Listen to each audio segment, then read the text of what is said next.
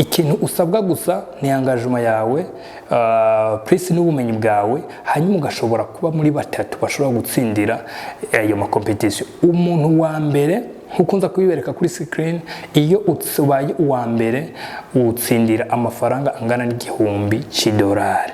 Ubaye wa kabiri utsindira amafaranga $600. Ubaye wa gatatu utsindira amafaranga $400. Nama competition abera muri broker yitwa Derive. Derive ni broker tuzi peut-être iriya za 2018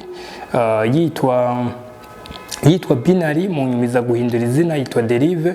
Kugeza uyu munsi iriki yashize ico gisata c'ama competition, n'abandi ba broker barashize ico kintu cyo kuba abantu bogira competition, kandi indani muri platform ugenda urabona urugero rwawe uriko.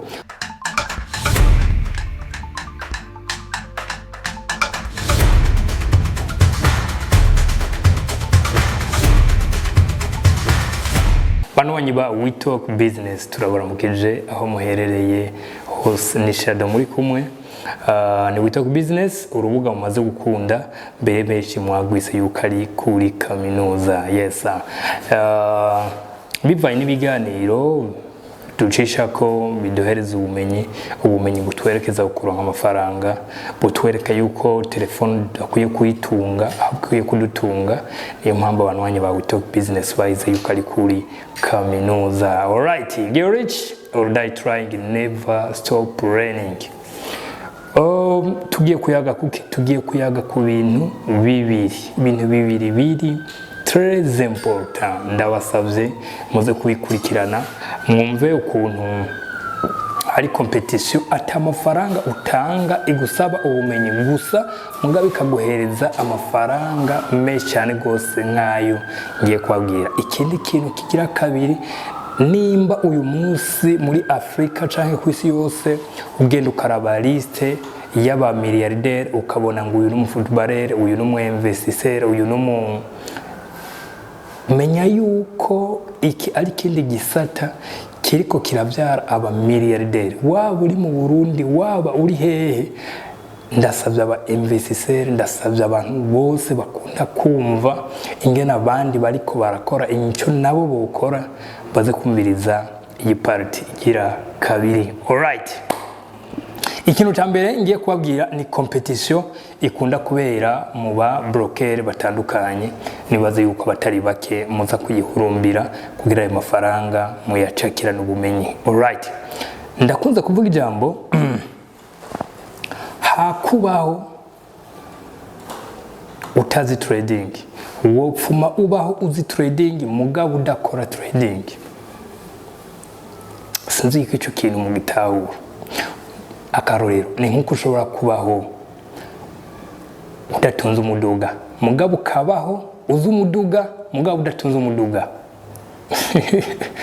Biba ari byiza kuko hari igihe biba ngombwa yuko ariko kazi wikorera. Donc hari ikiganiro nabateguriye nzobabwira ubutunzi butanu abantu batazi yuko ari ubutunzi, n'icyo muzogisangamwo kubaho uzi ikintu runaka kigashobora kukugoboka umwanya n'umwanya. Voilà, nari meje kuvuga rero yuko hakubaho udakora trading wopfuma, hakubaho utazi trading wopfuma ubaho udakora trading mugabo uzi trading.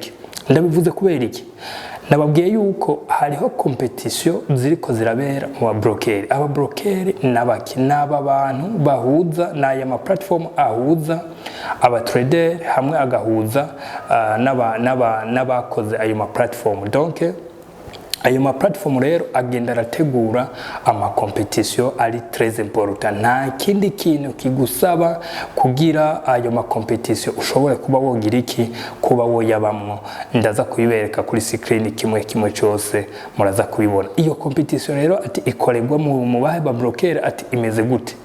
Ikintu usabwa gusa ni engagement yawe, plus n'ubumenyi bwawe, hanyuma ugashobora kuba muri batatu bashobora gutsindira ayo ma competition. Umuntu wa mbere nkukunza kubibereka kuri screen, iyo utsubaye uwa mbere utsindira amafaranga angana $1,000. ubaye wa kabiri utsindira amafaranga amajana 600 y'idolari, ubaye wa gatatu utsindira amafaranga amajana 4 y'idolari. N'ama competition abera muri broker yitwa Derive. Derive ni broker tuzi peut-être iriya za 2018 yitwa Binary, mu nyumiza guhindura izina yitwa Derive, kugeza uyu munsi iriki yashize ico gisata c'ama competition. N'abandi ba broker barashizeho ico kintu co kuba abantu bogira competition, kandi indani muri platform ugenda urabona urugero rwawe uriko, baguhereza account de démonstration ukayikorerako pendant un mois, pendant 3 semaines, hanyuma ugashobora ukabona ati ngeze ku mwanya wa 10, ngeze ku mwanya w'ijana, ngeze ku mwanya kangahe. Hanyuma iyo competition iheze uri muri batatu ba mbere, nakubwiye ayo wa mbere aronka n'igihumbi, uwa kabiri ni 600, uwa gatatu ni $400. Numvise haza kugusaba iki? N'ubumenyi bwonyene hamwe n'umwanya wo kuza gupasa iyo challenges, ariko ntuza kwigura. Mutandukanye iki gisata, mugitandukanye niki cha Profilms, biratandukanye n'ibintu bibiri bitandukanye. Iyi ni competition isanzwe, ariko Profilms ni kugura umutahe, no kugura umutahe. Voilà, ndibaza mwara nshoboye kubisigurirwa byimbitse kuri kimwe cyose mu ma video yagera canga kuri We Talk Business. Alright, icyo ni cyambere. Abaza kuba afise ko ibibazo muraza kutubwira muri commentaire, kandi muri commentaire muraza ko habona na link iberekeza muri groupe ya WhatsApp ya We Talk Business. Bientôt muzoba mufise na ma platform ya We Talk Business, mushobora kubariza ikintu cyose kandi mukacishurwa ku mwanya. Alright, icyo ni cyambere nabemereye. Icya kabiri, nababwiye yuko ngiye kubabwira ikintu cerekeranye n'ukuntu muri ibi bihe tugiye kwinjiramo, ukuntu ushobora kubona uwundi mugwi w'aba milliardaire, ibintu bazoba bashobora kuba bazoba bariko bazoba bakoze ni ibintu bijanye n'iki. Nico tugiye kurabira hamwe muri iki kiganiro. Okay, iyo tugiye kuraba aba milliardaire muri iyi myaka bahari, uraza gusanga hari aba milliardaire bakora bazanye amahinguriro, ugasanga hari aba milliardaire baba footballer, ugasanga n'abanyempano, ugasanga n'abantu bagize n'ama investissement muri izi mbuga zitandukanye za YouTube zande. Ariko nagenda babwira yuko muri ibi binjya tuko turajamo, ni gute wewe ushobora gukora intelligence artificielle yawe, mbega abandi bo bazikora bo bashobora kuba baronka amafaranga angana gute. Nibyo tugira tuje kuri tableau turabire hamwe, turabe na wewe ubwawe ingene wo bikora. Ushobora kuvuga nti Jesse ndi umu informaticien, ariko turaza kubona n'izindi nzira zishobora gutuma muri cyo gisata wisangamo uri umugwiza tunga kandi wabiteguye muri izo nzira, canke n'izirenze izo nzira tugiye kuyaga. Alright,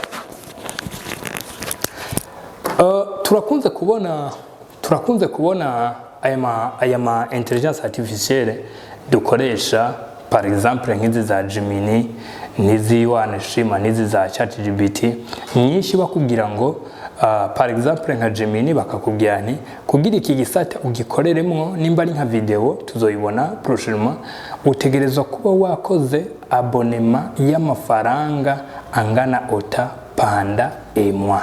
Par exemple kadufatira kuri Gemini n'ayandi ma intelligence artificielle matari make muzi, muraza amafaranga bakunda gucenjinga par mois. Donc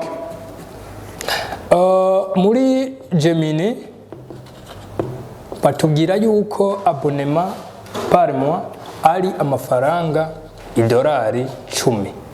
Aha ni ku muntu umwe.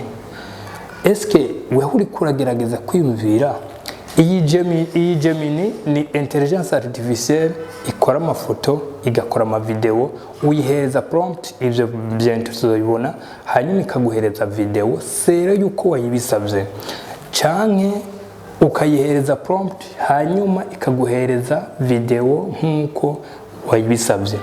umuntu umwe kugira ashobore kuja muri urwo rugero rwo gukora video nuko aba yarinze gukora abonema y'amafaranga angana na $10 ku ndwi.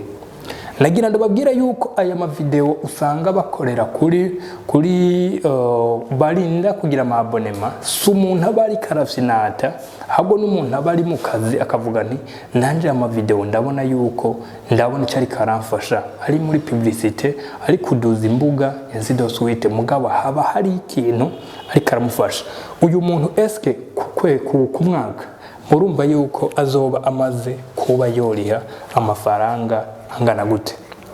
Azoba amaze kuriha amafaranga kugwiza 12, no kuvuga azoba amaze kuriha amadolari $120. Uyu n'umuntu umwe mu gihugu kimwe. Gemini irashobora gukoresha abantu n'amaburiwuri nk'imiliyoni zishika kuri zengahe zitanu, 5 millions de personnes. Ndashobora kuba mvuze bakeya, ari ahubwo nawe uze gukora icigwa uze kuraba. Hama no kuvuga aba bantu 5,000 ya servant ku mwaka kugwiza 5,000, eske muri baza ko tuza kuba dutoye amafaranga angana gute? No kuvuga ni 60, 5 fois 12 60, gushira ku bubusa gushira ko no bubusa bungahe butatu, no kuvuga ni $600 mu gihugu kimwe. Ese iyi intelligence artificielle tuvuze kwikora kwisi yose, eske koko murumva yuko bashobora kuba binjiza amafaranga angana gute ku mwaka mu bihugu, dufatiye ku bihugu byose? Nico kintu nkundira internet. Ntabwo dukoresha amafaranga yayandi yo ngaha muri Afrika ciriritse, dukoresha ico duharura cyose tugiharura mu mafaranga y'iki y'agaciro, amadolari par exemple.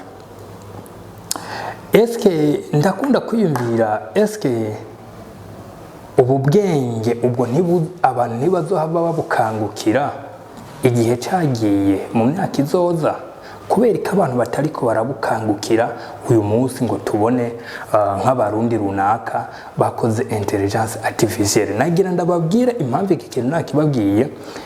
Aya mabonema mu kuyagira benshi bakoresha moyen de paiement usanga ngaha iwacu nko ngaha mu Burundi abaguhoye, kuko ngaha nk'aya mabonema benshi bayakoresha za PayPal canke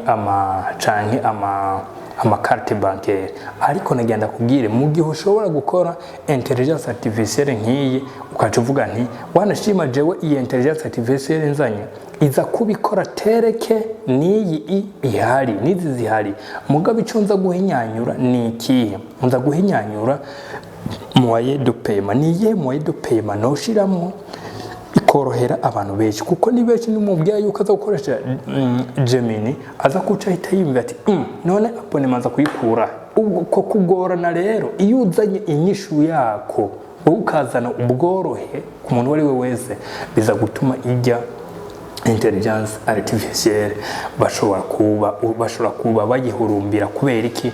Moyen de paiement iza kuba yoroshe cyane. Ikindi kintu naco uba ukwiye gukurikiza ko umaze kuyiconceptiona ni ukubwira ikintu ca publicité ku rwego ruhambaye. Uyu munsi publicité biroroshe, no guhemba izo mbuga tubona, hanyuma zikagukorera publicité mu kinyemporo canke ukitura twebwe abakorera kuri izi mbuga za WeTalk Business, tugakorera publicité bihagije, hanyuma igikorwa cawe kikagera aho wifuza. Eske we wumva eske iki kintu ndababwiye yuko mu minsi iza tuzobona abamiliyardere bariko baraconceptiona ama intelligence artificielle? Turakibona kumwe nkuko ndacemera nawe turacemeranya. Nibaza yuko inyishu iri positive.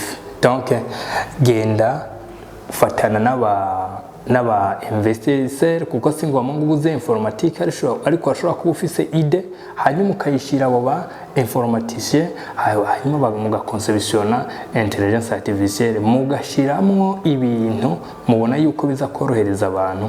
Navugize mu gisata bisanzwe, ariko hari ibisata byose tubona ku isi la majorité nka 60% intelligence artificielle ishobora kubyadawutamo. No kuvuga ntibubura ahantu ubona ati aha hantu ndahakora iki kintu ndabona yuko hariho na probleme noba nkubise hasi, donc byotuma icyo gikorwa cawe gihurumbirwa. Alright, nico kiyago nari mfite kuri uyu mugoroba, ariko icyo ndabasabye ni kimwe, kora partage kugira iki kiganiro umunaka azovuge nti namenye WeTalk Business kubera naka nabonye yasharinze video muri groupe cyangwa nayibonye yayishyize ese de suite.